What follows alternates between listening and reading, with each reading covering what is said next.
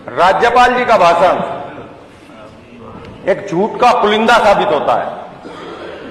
फिर वही मक्कड़ जाल जो फाइलों में उलझा पड़ा है। अध्यक्ष जी,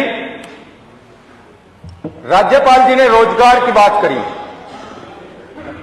लेकिन यदि इस प्रदेश की स्थिति देखी जाए तो बेरोजगारी का एक तूफान सा इस प्रदेश में आया हुआ है।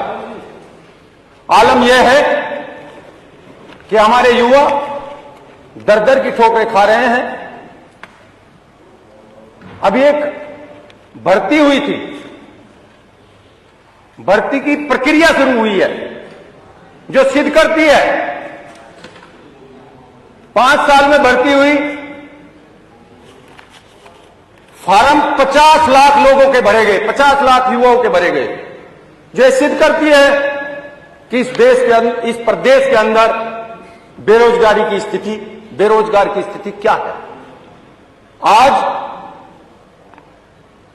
इस सरकार के संरक्षण में युवाओं से रोजगार छीनकर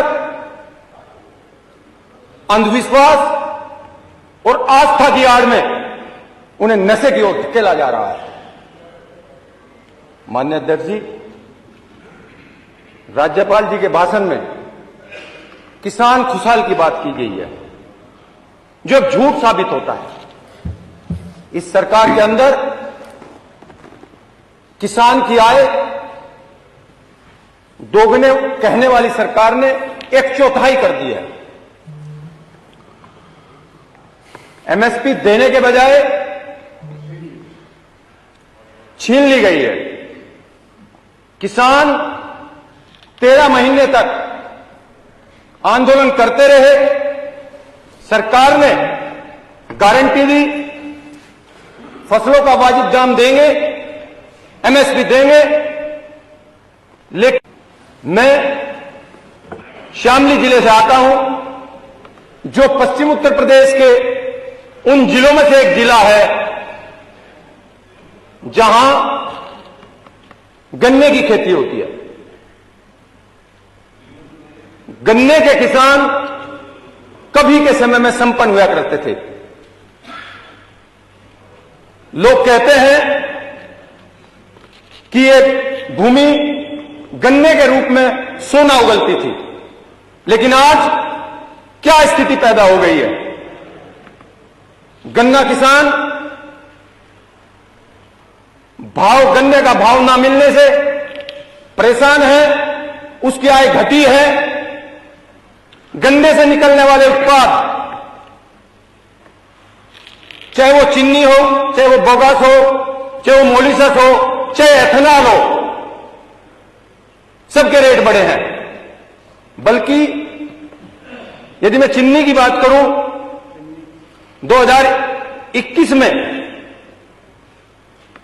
जब सरकार ने कुछ भाव बढ़ाया था तो चीनी का रेट मार्केट में 38 रुपए किलो था। आज चीनी का रेट 44 रुपए किलो है, यानी कि 6 रुपए 1 किलो पे बढ़े हैं। 1 कुंतल गन्ने में 12 किलो चीनी निकलती है। 12 72 रुपए का फायदा उस उद्योगपति को हुआ है, लेकिन किसान को मात्र 1 किलो पर 20 पैसे मिले। उस किसान की क्या दुर्दशा होगी। यह सरकार व्यापारियों की सरकार है, व्यापारियों को बढ़ाना चाहती है। यह सरकार स्वर्गीय चौधरी चरण सिंह जी की जो विचारधारा है कि किसान संपन्न हो, छोटे उद्योग लगे, उस विचारधारा को बदलना चाहती है। मान्यवर, राज्यपाल जी के भाषण में, महामहिम जी के भाषण में स्वास्थ्य के बारे में भी, मेडिकल व्यवस्था के बारे में भी कुछ चर्चा हुई। आज क्या स्थिति है, मैं शामली जिले का ही जिक्र कर देता हूं। हमारे आदरणीय स्वास्थ्य मंत्री जी अभी है नहीं, लेकिन उन्होंने आज एक बात कही थी कि हम वर्ल्ड क्लास सुविधाएं हर हॉस्पिटल में दे रहे हैं। शामली जिले के अंदर जो हॉस्पिटल है वहां पर 84 डॉक्टरों की उपस्थिति होनी चाहिए। सर्जित पद 84 डॉक्टर हैं, लेकिन वर्तमान में कार्यरत 27 डॉक्टर हैं। क्या हालत होगी उस हॉस्पिटल की? यदि आप वहां एक्सरे कराने के लिए जाते हैं तो 2 महीने का टाइम मिलता है। क्या यही वर्ल्ड क्लास हॉस्पिटल्स की स्थिति है? मान्यवर, मैं महामहिम राज्यपाल जी के अभिभाषण में स्टेडियम की बात भी पढ़ी, लेकिन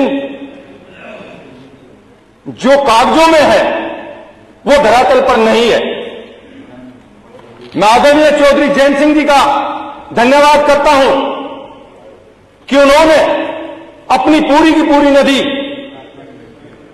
युवा, खेल और स्टेडियम के लिए देने का कार्य किया है।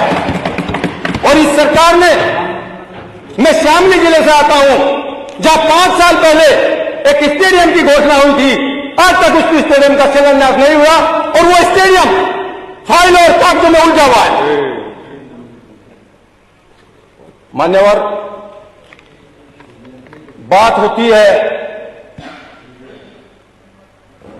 अच्छे बस अड्डों की, परिवहन विभाग की, लेकिन मेरे जिले में यदि परिवहन विभाग के बस अड्डे को देख लिया जाए तो वही घिसी-पिटी व्यवस्था है। और एक सामान्य व्यक्ति यदि उस बस अड्डे के अंदर पहुंच जाएगा